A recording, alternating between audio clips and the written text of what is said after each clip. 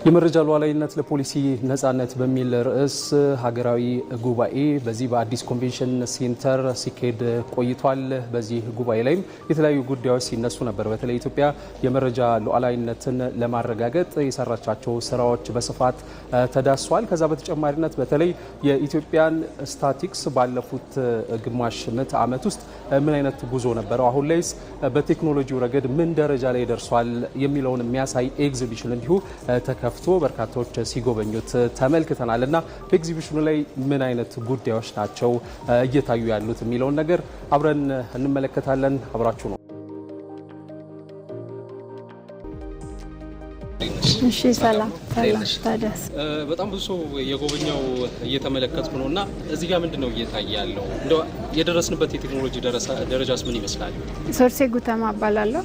በኢትዮጵያ ስታቲስቲክስ አገልግሎት ስታቲስቲክስ ጥናትና ምርምርና ስልጠና መሪ ስራ አስፈጻሚ ነኝ። በዚህ ዞን ውስጥ 4 ዲስፕሌዎች አሉ።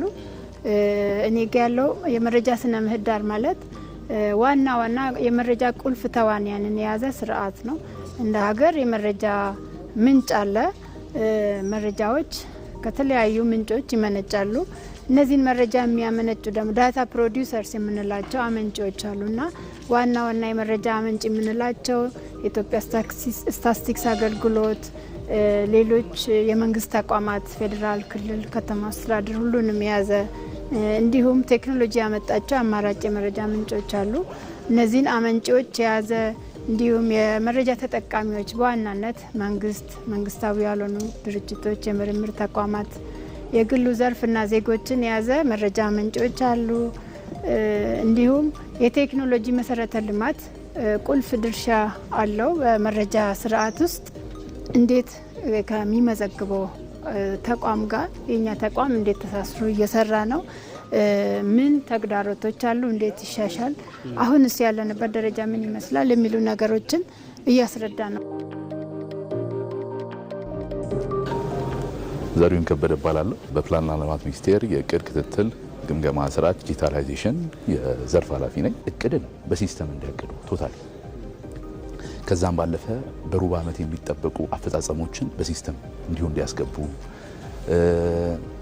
ቫሊዴሽን ቼክ የምንለው የሚገባውን ቁጥር ቫሊዴሽን ማየት፣ ቁጥሩ አሃዙ ትክክል ነው ወይ፣ መለኪያው ትክክል ነው ወይ፣ ቶታሊ የእቅድ ክትትል ስርዓታችንን ዲጂታላይዝ አድርጎ የዘርፎችን አፈጻጸም በዘርፍም እያንዳንዱ ሚኒስቴር መስሪያ ቤት ወደ 131 ተቋማት እዚህ ላይ ሪፖርት ያደርጋሉ።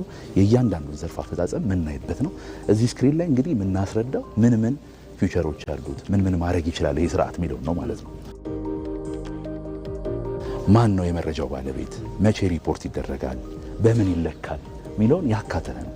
ይሄን በተቋማት በእያንዳንዱ ተቋማት ይሄን ዲፋይን ማድረግ ከቻለ፣ ይሄን ስርዓት መተግበር ከቻለ በቀላሉ ግንኙነት ማድረግ ይቻላል።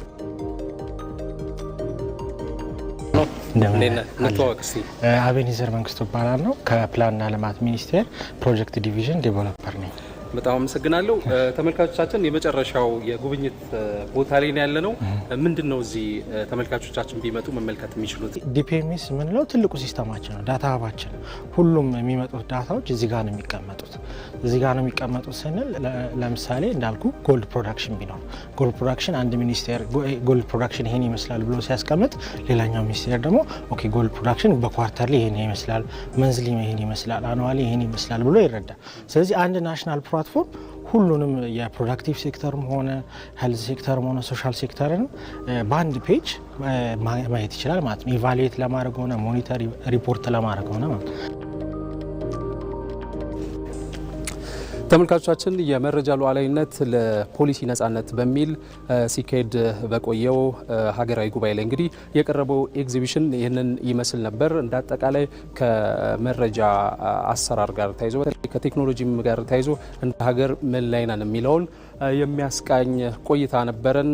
አብራችሁን ስለነበራችሁ ከልብ አመሰግናለሁ። መልካም ጊዜ ይሆንላችሁ።